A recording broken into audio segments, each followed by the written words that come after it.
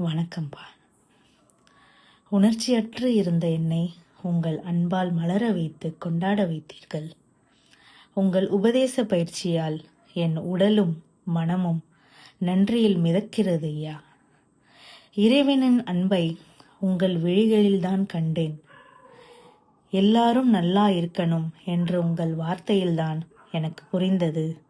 உங்களின் ஒரு வார்த்தையும் பார்வையும் என்னை தீட்டி எனக்குள் நானே மீட்டி எடுக்க என்று.